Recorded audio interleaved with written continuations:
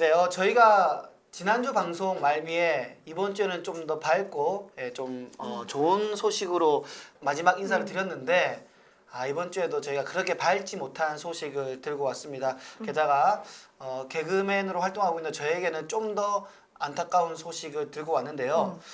개그맨 지망생의 윤영민 폭로, 과연 그 진실은 무엇인가라는 주제로 오늘 비밀연애 이야기를 풀어보려고 합니다. 네.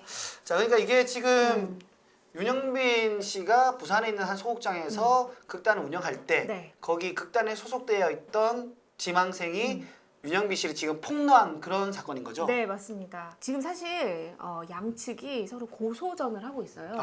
네, 법률 대리인을 각각 선임을 했고요. 네. 두 사람 모두 다 허위사실 유포에 의한 명예훼손으로 각각 고소를 한 상태입니다. 그럼 지금 어느 게 맞다라고 정확하게 밝혀진 건 없는 상황인 거죠? 그렇죠. 아직 이제 법적 공방이 이제 시작이 될 것으로 보입니다.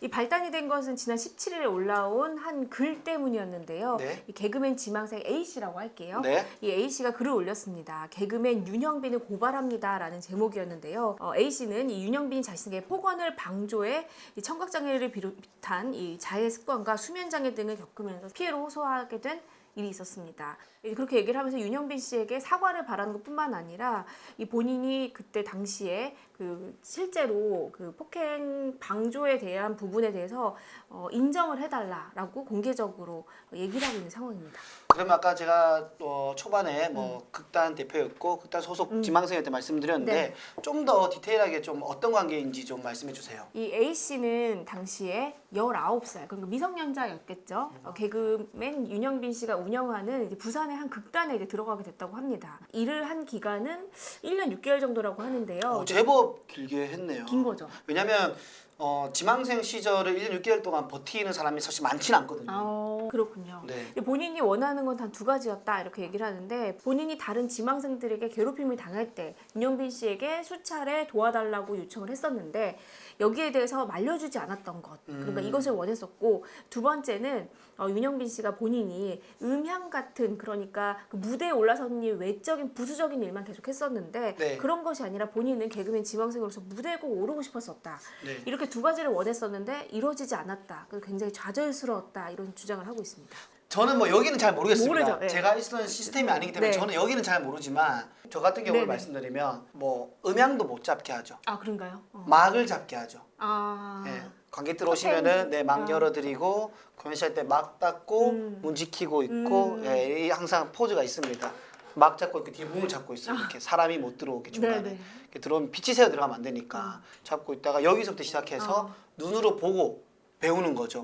여기서 눈으로 배우는 게 좀 됐다 그러면은 너는 음향, 너는 조명, 너는 리프트 하나씩 역할을 주어지고 거기서 또 이걸 하다가 저 이거 연습을 했습니다. 한번 검사 받을 수 있을까 해서 통과되면 그때서야 올라갈 수 있는. 저희가 또 아까 폭행을 방조했다라는 말이 있었죠. 윤영빈 씨가.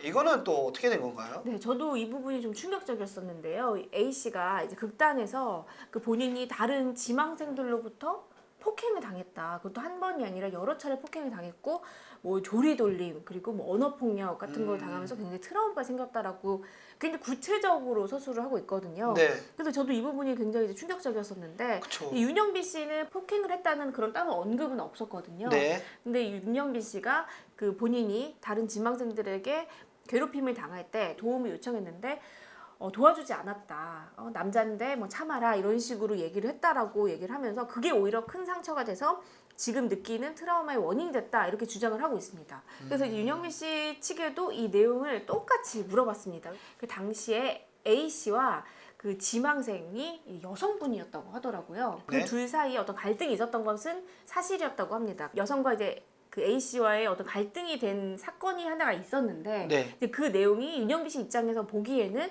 좀 이제 섣불리 이제 어떻게 좀 개입하기는 개입하기는 좀 어려운 애매한. 그런 일이었기 때문에 두 양측을 불러서 이제 얘기는 하긴 했지만 그거에 대해서 뭐 녹음을 들어본다거나 그러진 않았었다. 그럴 만한 이유가 있었다라고 해명을 하고 있는 상황입니다. 또 윤영빈 측에서 반박이라면서 네. 협박 메시지라고 주장한 내용의 일부가 공개되었다는데 네. 좀 어떤 내용들이 포함되어 있나요? 네, 윤영빈 씨 이제 법률 대리인 측이 이제 A 씨와 윤영빈 씨가 나눈 카카오톡 메시지 일부를 공개했는데요. 네. 이 내용을 보면은요, 극장을 나온 후 지금까지 선배님과 거기 있는 사람들에게 철저하게 이용당했다고 생각했고 앙심포고 복수를 꿈꾸며 살아왔다 이런 얘기를 했고 네.